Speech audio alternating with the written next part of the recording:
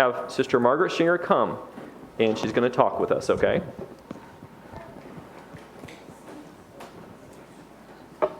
I'm feeling kind of sad because this is the last night. Are you sad because it's the last one? Yeah, I am. But you know, we've been telling these, you know, Pastor Noyes, he says, true story. You know, we call them stories, but they're really, you know, if I tell you about when I was a missionary and I tell you that I'd get in a boat and go up river, up these curvy little rivers, find these people who were eating people, and I tell you about that they got saved, we'd call that a story from the mission field, wouldn't we? But it really happened, right? And so when we tell you these, we call them stories out of the Bible, but they're things that really happened. So don't ever forget that, because sometimes we get carried away with the story part, and we forget that this is something that really, really happened. So you can almost say it was like history book, because it really, really happened. Okay, we've been following this thing that, what was the theme, God? He had a plan. And we followed Joseph, and he's been through all sorts of trouble. His brothers hated him.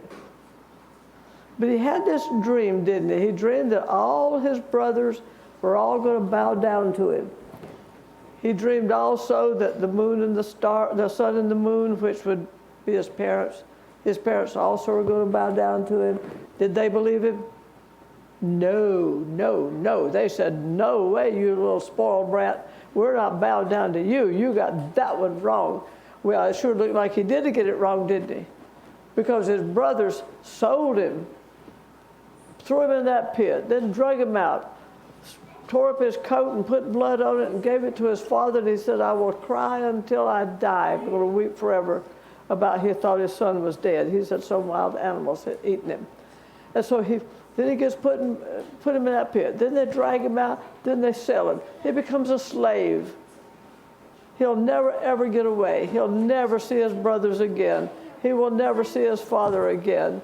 And so he was very sad. And then Potiphar's wife, that wicked woman, she lied about him, and he ended up in prison. Now, it sure looks like nothing is working for him, is it? He probably think those dreams, they were worthless. I got it all wrong. Wonder if he ever said, I sure wish I had never told my brothers that dream. Maybe they wouldn't have hated me so bad.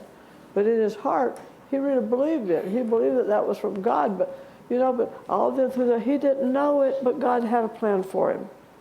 All the way through all that. And then last night we learned that just like that, he's out of prison. Not only is he out of prison, but now he's over all of Egypt. The only person more powerful than him is Pharaoh, which was the king. Only one person more powerful than him, and all of a sudden, from a slave in prison. And now, look where he is, riding around in this big chariot, has all these nice clothes on him that only royal people wear. He had the Pharaoh's ring, and with that ring means, if I come by, you had better bow down. And if I say something, you had better do it. Now he is a big man in Egypt. Now remember, he had been there for about 13 years already, and he knows the Egyptian language, although he was Hebrew, but he learned the Egyptian language. Well, okay, the famine comes. They told him all they were going to have this famine. And so here's Joseph now up in his chariot, and he was telling everybody to go out and build these barns and put all this corn and wheat and whatever they were growing into all these barns and put them out all over the place, everywhere, because he says in 7 years we're going to have a lot of food to eat, we're going to get it, and then we're going to have anything to eat, and everybody's going to be hungry. So he told them to do that, and they did it. Okay, and then the famine came. Nothing would grow. No wheat, no corn, nothing. And people started to get hungry. So then they would come to Joseph and they'd say, we're hungry. Can we buy some wheat? Can we buy some corn? Oh yeah, we got plenty of it. Well, way up there in Canaan, where his father and his brothers were, they started getting hungry because this famine was over all the whole world. But see, up there, they didn't know that they were supposed to put things in barns during the 7 years when everything was growing. So up there, they had nothing to eat. They were running out of food. They were getting hungry. And all of Joseph's brothers, they were getting hungry. His daddy was getting hungry. And so, the Bible says that they were thinking, what are we going to do? Our children are going to be hungry. How are we going to feed our little children? How are we going to feed our families? How are we going to feed our animals? And they were all worried about it. And Jacob, he looked at those old boys and he said, what are you just standing around looking at each other for? That's in the Bible. It's there.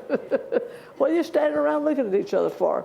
He said, I've heard there's food down in Egypt, so go down there to Egypt and get us some food. So they went down and they came up, and funny thing was, Joseph, he saw them coming. He recognized them because they hadn't changed much. They were still out there with sheep and working out there, but Joseph had changed because he's wearing royalty. He looks like a royal guy. And all this stuff, and speaking the Egyptian language, and they thought he was an Egyptian. They didn't know who he was. And he saw his brothers coming. What would I thought? Oh, must I get you now? You're about to get yours now. No, he didn't say that. But they came down and they wanted to buy some food, so they brought their sacks full of food, and he told his people, he said, put their money back in their sacks. So they started out home, and they're about going up the road, going towards home. And one of the guys, he said, well, I needed to feed our donkeys. So he said, oh man, my money's in my sack. What are we going to do?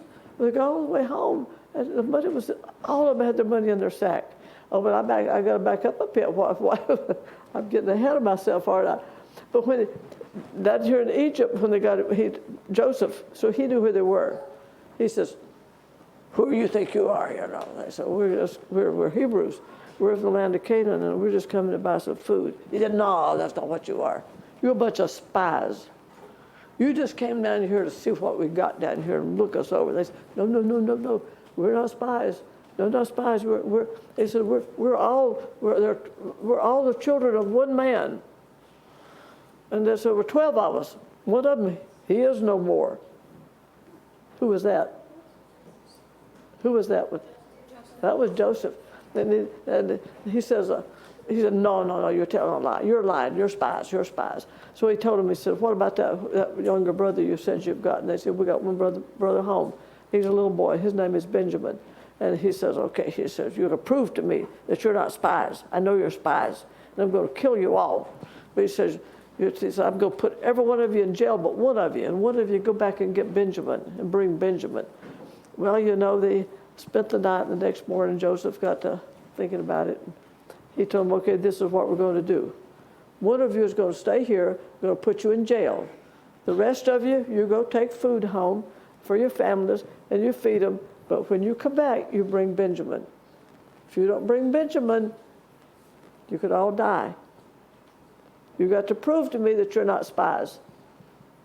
Bring Benjamin. He wanted to see his little brother, didn't he? Yeah. Well, they got home and they had all their money was back in their sacks, and they were so scared. So I was like, oh man, he thought we were spies. He's accusing us of being spies, and now he's going to accuse us of being thieves, that we took all the money back again. Oh, we're dead meat. We're all going to die. We're going to die. And so they didn't want to go back. Well, they ate that food up, and they got hungry, didn't they? Want to go back. Well, they didn't want to go back. They said, we're not going back. And so their daddy told them, we're out of food. You'll have to go get food. And they said, no. He told us, if we come back again without Benjamin, they said, we're not going without Benjamin. If we get down there without Benjamin, he's going to put us all in prison or kill us because he says we're spies. And we're not going back. That man's rough. That's a tough old man. We're not going to go back there and do that again. And so they didn't want to go. But, they got hungry. And so they thought, well, we got to go. And their daddy says, we're not going to take Benjamin. He said, we don't want to. He says, you're not taking Benjamin. He said, Joseph is already dead. And now you go, I will grieve until I die if you take Benjamin. You're not going to take Benjamin. And so they said, well, we can't go. If we don't take Benjamin, we're not going to go. And so they went, he says, well, we're hungry. We're just going to starve if we don't get some food. So finally he says, okay, you'll just have to take Benjamin. That's all I know, you just have to take Benjamin. So they went back and they took Benjamin back again. And he looked, he says, is this your brother? Yeah, that's Benjamin. Well, you know, when Joseph saw his brother Benjamin, he'd have to turn around here and he'd cry, you know, and then he'd wipe his face, pretend like he hadn't been crying because he still didn't want to let him know who he was. This is Benjamin. And so this time he says, told his people, he says, fix a meal, or kill some animals, and we're going to all eat at my house tonight. And they scared them. He's taking us right into his house. He's sure going to hang us all, put us all in prison. He's going to do something. And they got Simeon out of jail. He was one that had left there, you know, got Simeon out of jail. And they went into his house. And this was really, I like this part. He took, see, the Egyptians couldn't eat the Egyptians couldn't eat with the same table with the Hebrews, because the Egyptians think those Hebrews, they're just lower stuff. We can't eat with them. So they'd have to eat at a different table.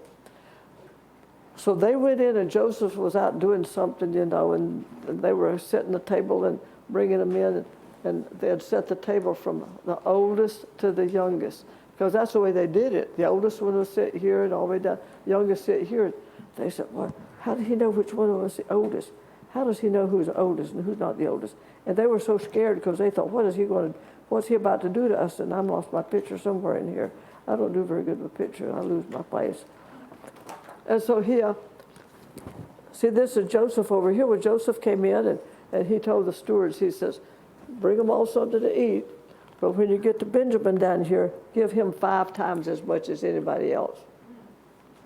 And they're sitting over there thinking, how does he know?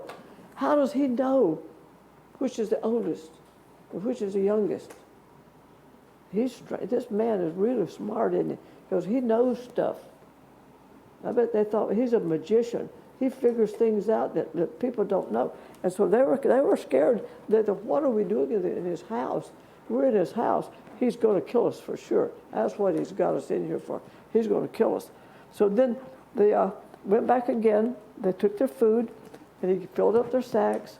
And this time he told his servants, he says, take that silver cup of mine, my very special silver cup, and stick it in Benjamin's sack.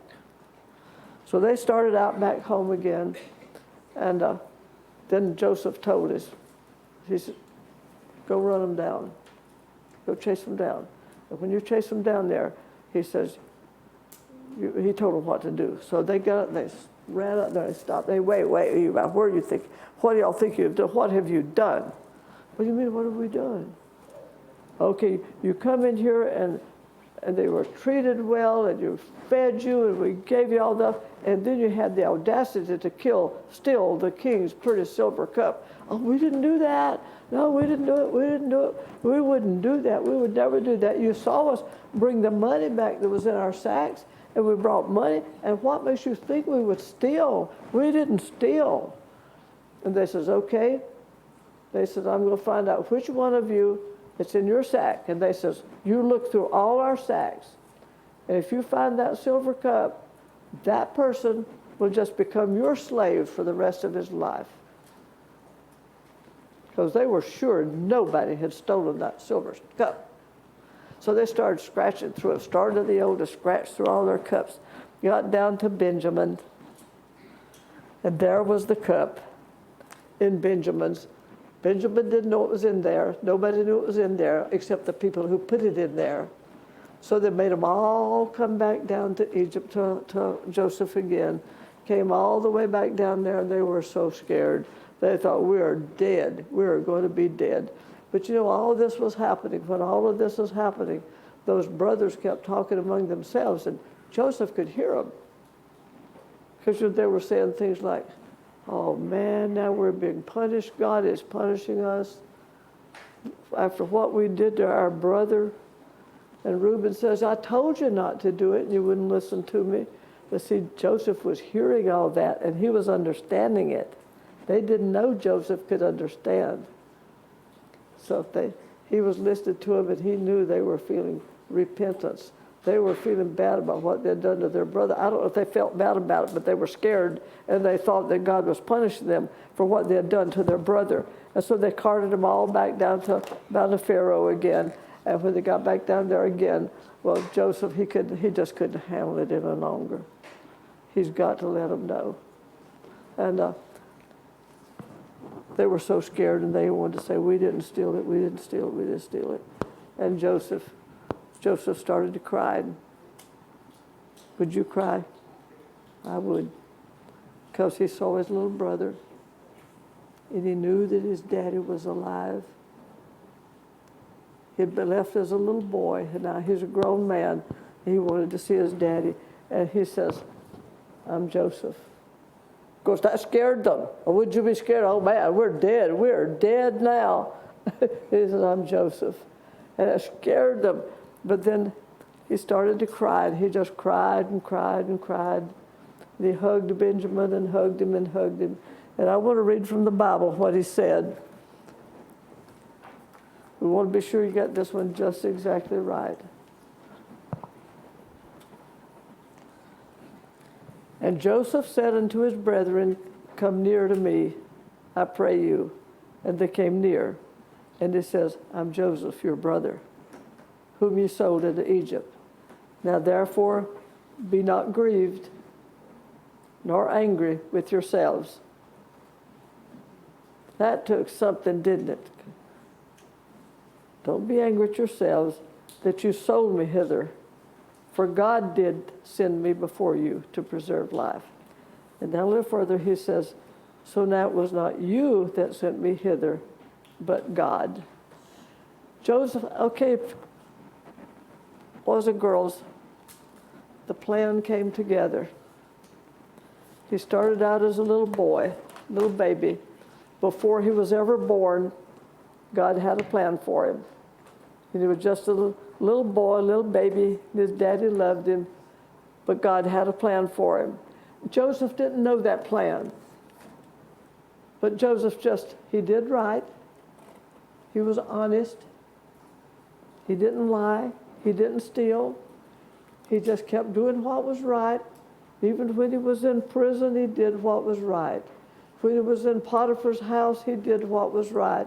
He kept doing what was right. And finally, that plan came together, didn't it? Boys and girls, God got that same plan for you before you were ever born. And see, you don't know what that plan may be, but right now, what you need to do is just do what's right, obey your parents, pray, read your Bible, don't steal, don't lie, and then one day you'll know that the plan that God has for you for your life. And I'm going to turn it now over to Pastor Noyes.